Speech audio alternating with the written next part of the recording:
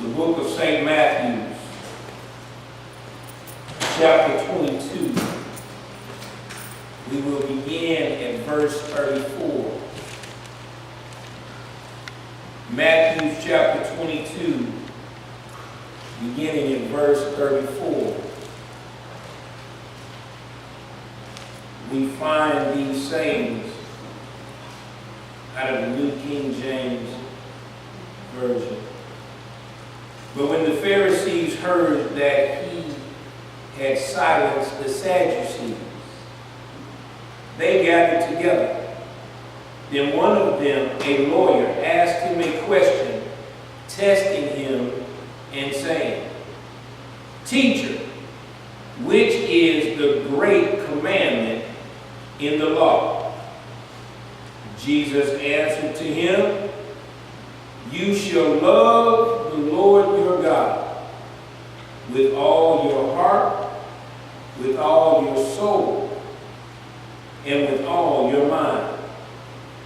This is the first and great commandment. And the second is like it. You shall love your neighbor as yourself. On these two commandments hang all the law and the prophets." Love the Lord your God with all your heart. Father, in me now, reveal thy glory. Let thy might be ever shown. Keep me from the world's defilement, sacred for thyself alone. Psalm 45, let my tongue be the pen of a ready writer, and let what you've placed in my heart flow through my lips, that it might write upon the tables of the hearts of those who shall hear it. We believe it. We believe it. We receive it. We receive it. We expect it. We expect it. We claim it. We claim it. In Jesus' name. In Jesus' name. Amen. Amen. Turn to your neighbor. Look that neighbor square in the eye. But with every fabric and fiber of your being, let them know. Neighbor, this word is for me. By this word, I am saved. By this word, I am healed. By this word, I am delivered. By this word, I am set free. By this word, I am loved. Neighbor. Oh, neighbor. You might be helped. But this word is for me. When we seated in the Lord's presence, this particular request is a very powerful passage of Scripture. Because Jesus lets us know that all the law and the prophets hang on these two commandments: to love God and to love our neighbor. All right. As I began to study Deacon Davis and God began to reveal to me the power of this statement, it helps me to understand some of the questions of conversation. When people talk about not tithing, my answer is simply now, do you love God? Right. When people talk about it doesn't take all that, my answer is simply, do you love God? Because he says here in verse 40, on these two commandments hang all the law and the prophets. If something is to be hung, there has to be something that it hangs on. And so without that which it can be hung on, it can't be hanged. Lord have mercy. Loving God, loving your neighbor. Basically, the common denominator between the two is love. We have said that love is the expression of action. The truth is, love is what love does or does not do.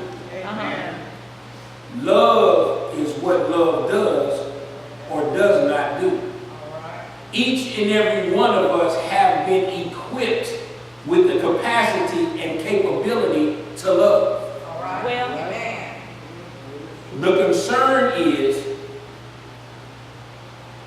what does love look like to you? See, when we look at this, and all of us love. We might love people, we might love things, we might love places, but all of us have the capability and capacity to love. But if you would allow me a little time to teach this, because I want us to understand that it says for us to love God. Love the Lord your God. Before we get to love Him with, we have to understand love. All right. Love. Love language. According to Mr. Chapman, he defines it as 5 different love languages, but I present to you that we will deal with 6 different love languages. Love language, words of affirmation, the expression of love, emotionally to use words that build up. There's death and life in the power of the tongue. Verbal compliments or words of appreciation are powerful communicators of love. Affirmation. When we speak and we talk, this is a form of language that some of us need. Some of us need to have our egos stroked. Now, before we discount this, each and every one of us have egos. We were created with an ego. The concern is not to become egotistical, but all of us have egos. And for some of us, love is how we are spoke to. The problem with some things is it healthy love or unhealthy love? Well. Is it developmental or is it destructive? Words of affirmation. All of us coming up as children, we are taught how to love.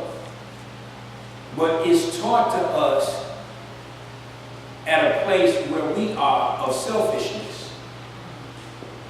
Because my love is based on, or my learning of love is based on what you show me. And I have to be taught to reciprocate. So in the process of what I think love is, if you telling me I'm no good, or I'm like my no good daddy, then I will equate a love language of affirmation as being something of destruction and not development.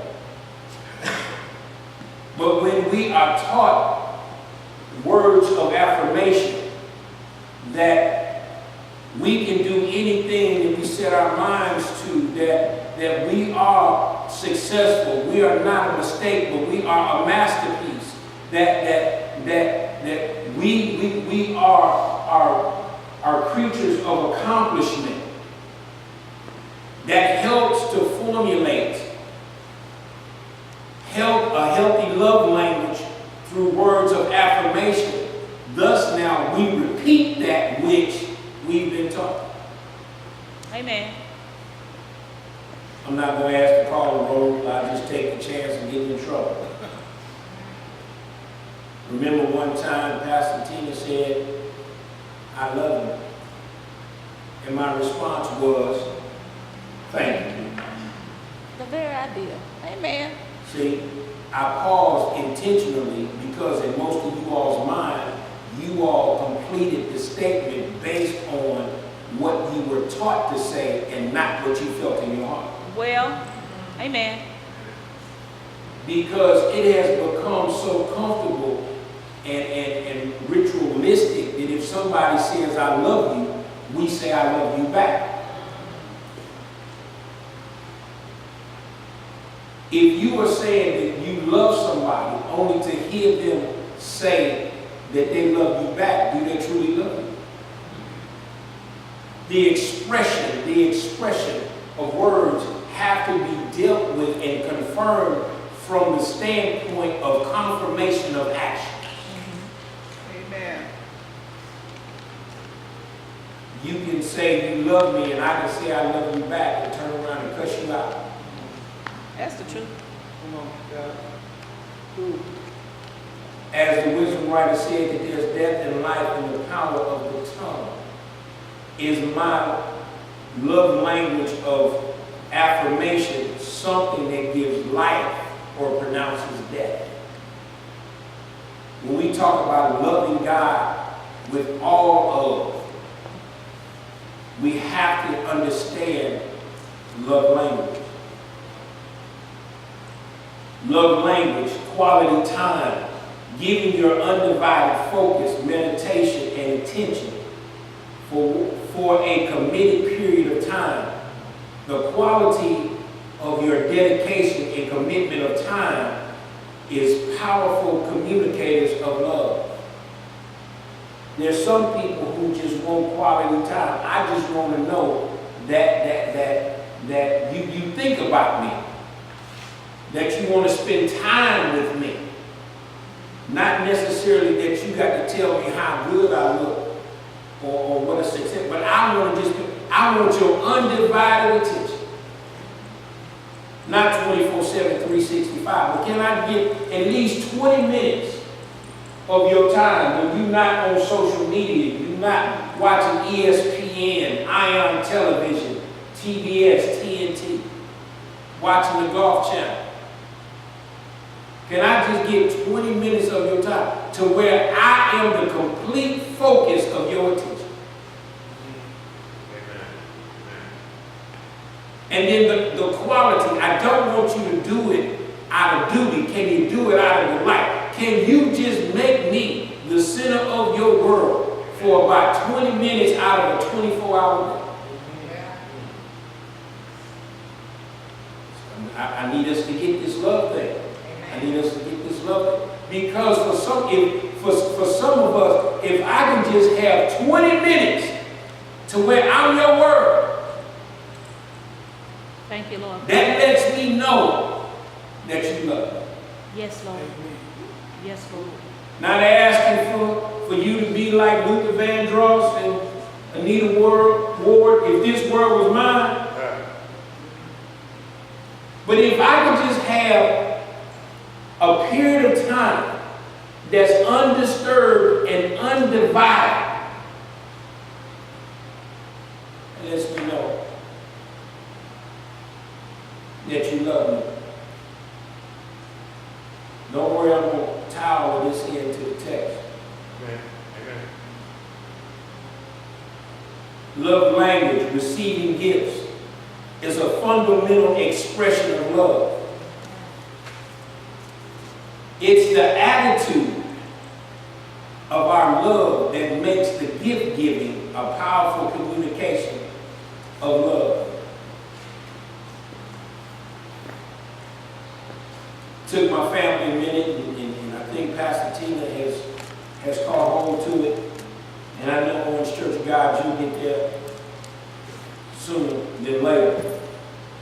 That if you ask me what I want for something, I'm going to tell you nothing.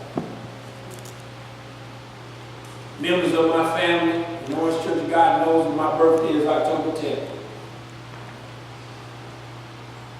We know that Christmas is December 25th. We know our anniversary date. You can pick one. We got to April 16th, May 1st, don't matter. These are days, and I'm sure you know when your birthday is, and family know when your birthday, and wedding, and Christmas. So what you do is what you do.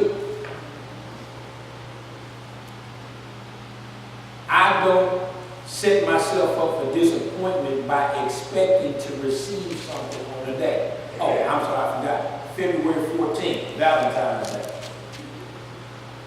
Some people set themselves up for failure because on these particular days, we have an expectation that we will receive. But my question is, If that's the only time you get something from somebody, you didn't really love it. Then you go back over. We have birthday. We got Valentine's Day. For some of us, we got wedding anniversary, and we have Christmas.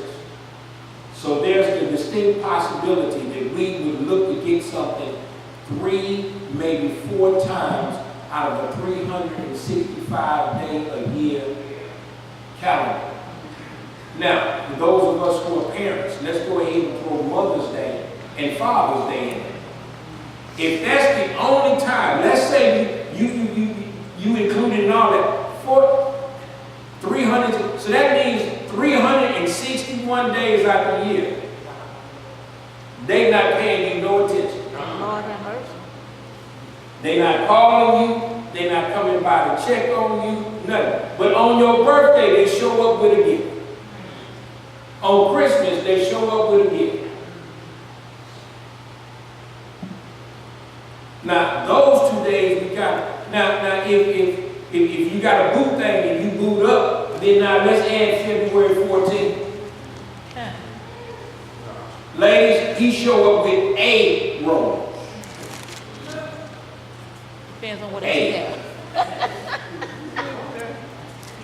Lord Jesus. And a Snickers bar. And Wedding anniversary. He or she, husband or wife, show up with a empty card. No, y'all straighten that up. Y'all straighten that up. I need us to get this thing about love and receiving gifts. Mother's Day. That's the only time your children offer to take you out to eat. Father's Day. They don't even offer to take you out to eat. Lord have mercy. I'm just telling the truth. Mother's Day, folks are rushing out of church to get to restaurants because it's packed. Father's Day, we can stay in church long. All day. That's true, pal. Oh. Thank you, Dick. I got to say thank you. They're going to give us a tie and socks.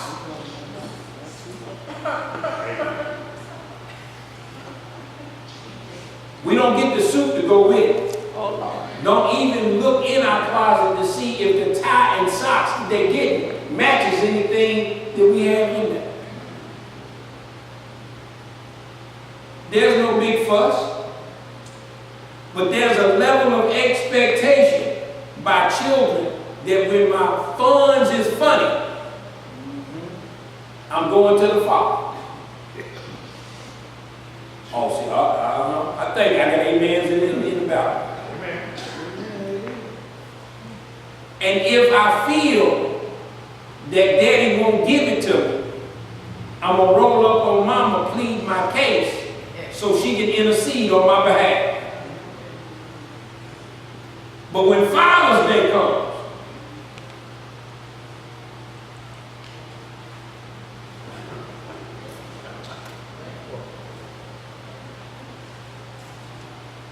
birthday. Oh, and let's not talk about Christmas. We 55, 60 years old and still expecting to get presents under the tree like we did when we was 5 and 6.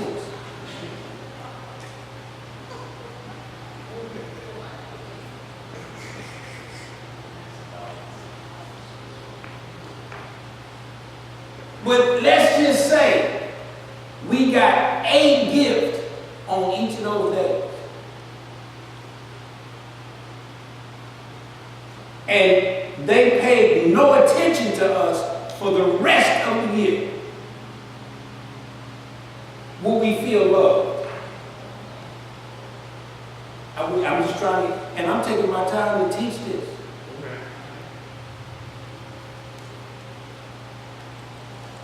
Love language, acts of service, seeing a need, meeting that need that helps to lighten the load with no expectation in return return is a powerful communication of love. Jesus said, I came to serve and not to be served. Amen.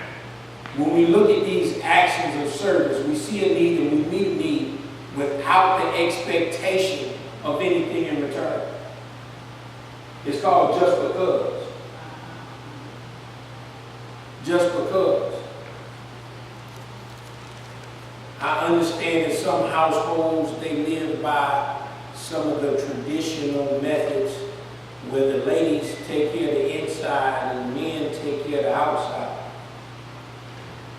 But I've learned there's nothing feminine about washing dishes. Amen. Amen. I've learned there's nothing feminine about washing a load of clothes. Amen. I've learned there's nothing feminine about cleaning the house. I've learned there's nothing feminine about cooking a meal. When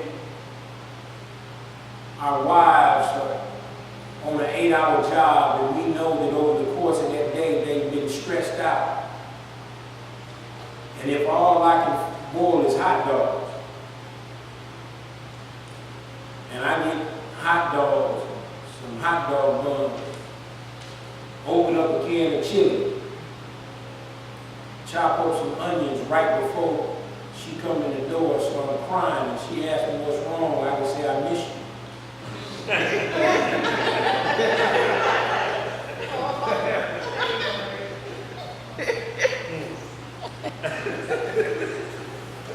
And then she looks and you got this nice presentation of chili dogs on the plate, and now you broke out the wine glasses and you got that great Kool-Aid in there and you set the table. And she asks, what is this for? You said you had a hard day? Yes. You said, I'm just saying. There's nothing masculine about cutting me off. I get an amen in the house. You ain't gonna get one here, Pastor. Lord have mercy. See, we was about to shout when I was talking about the inside. There's nothing masculine about cutting you off. Jesus. Thank Nothing you. masculine about planting flowers. There's nothing masculine about washing vehicles. Truth of the matter, I'm going to tell you this, especially if you want to really have fun in your marriage, husband and wife, watch the vehicle together and watch it turn into a water fight. Oh, okay. Amen. All right. I'm just saying. Okay, amen.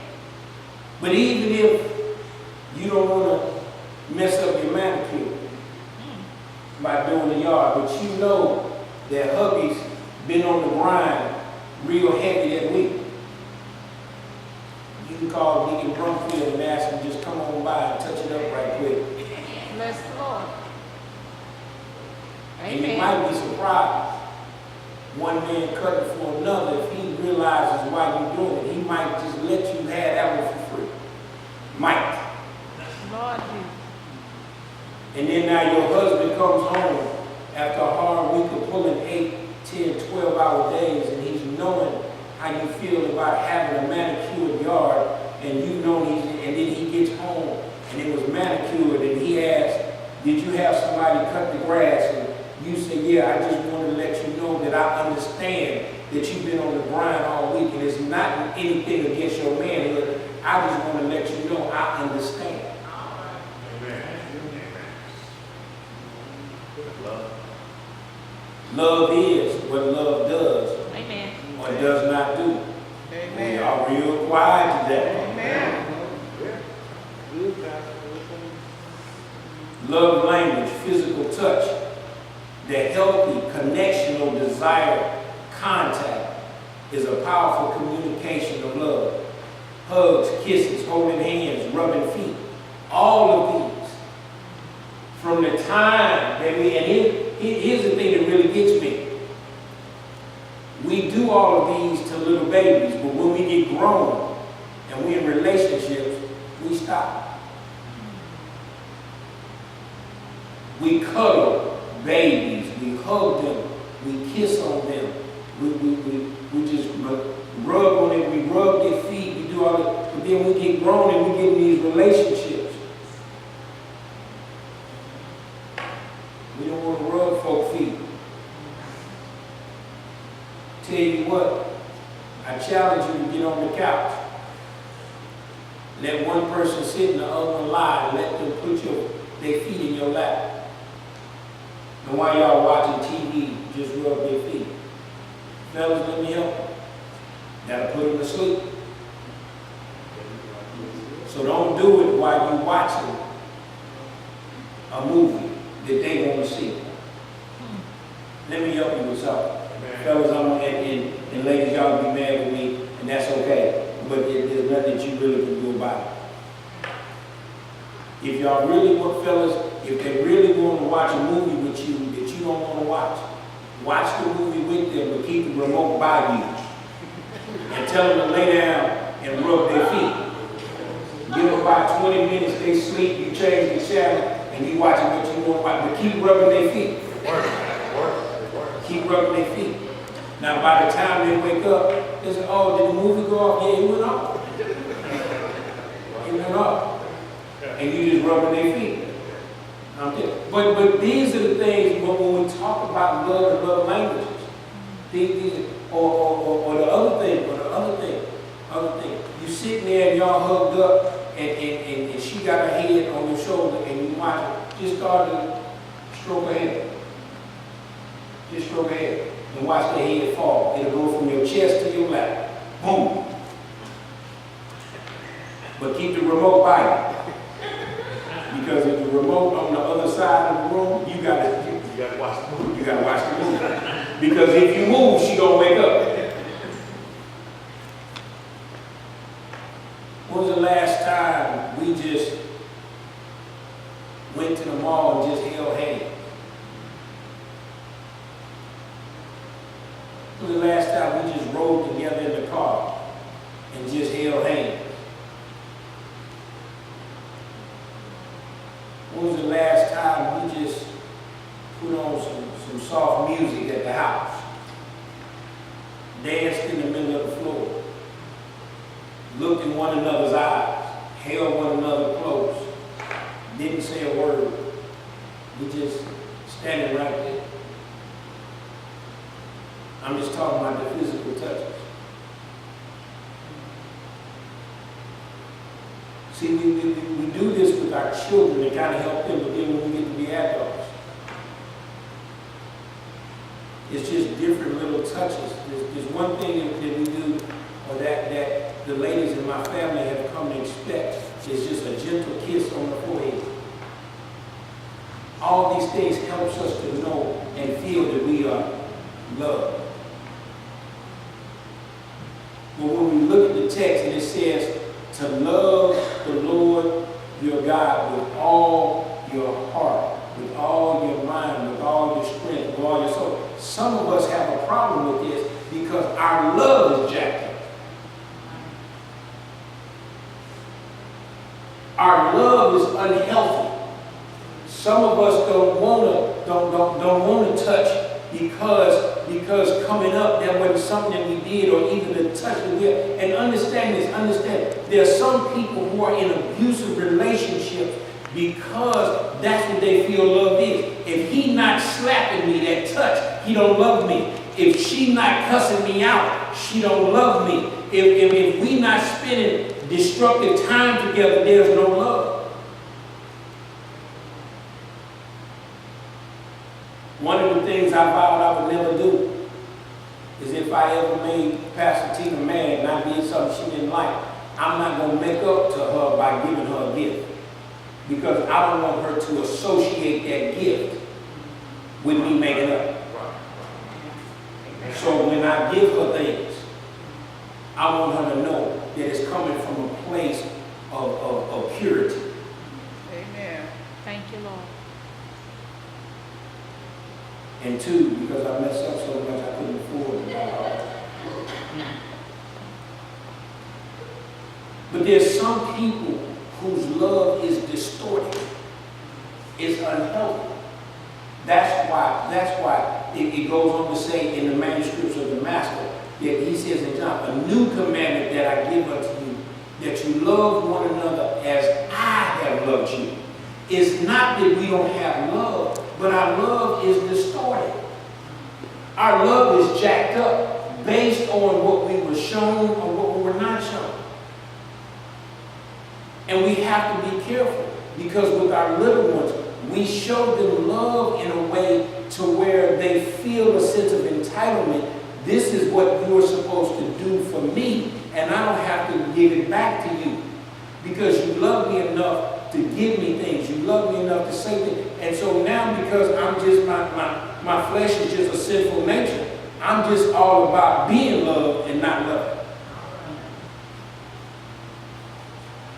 So thus now, we grow up to love things and places, but not learning how to love other people. Because the truth of the matter is, all of our love is conditional. Let me go back through the list again. Can I back it up? And words of affirmation. Can you still show love through words of affirmation when you mad at him or her? Oh! You mad at them. They have said something ugly to you, but now can you say something positive to them? All right. Conditional love.